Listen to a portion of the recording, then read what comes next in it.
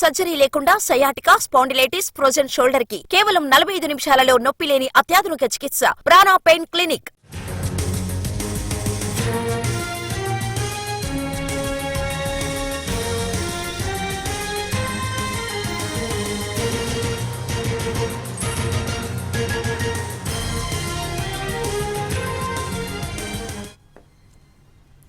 గోదావరి బనకచెర్లను అనుసంధానం చేస్తూ ఏపీ చేపట్టిన ప్రాజెక్టుపై ఇవాళ చర్చ జరగనుంది.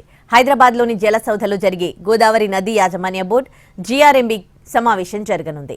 ఈ సమావేశంలో బనకచెర్ల అనుసంధానంపై తమ వాదనలు గట్టిగా వినిపించాలని తెలంగాణ నిర్ణయించింది.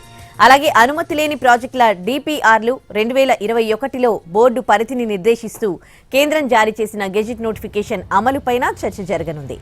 గోదావరి నది పరిధిలో గల 16 ప్రాజెక్టులను జీఆర్ఎంబీకి అప్పగించాలని గెజిట్ నోటిఫికేషన్ జారీ అయింది. అయితే బోర్డు కోరిన బొల్లాపల్లి ప్రాజెక్టు వివరాలను ఏపీ ఇవ్వలేదు. బొల్లాపల్లి రిజర్వాయర్కు కృష్ణా వరద జలాలు తరలించాలని ఏపీ భావిస్తోంది.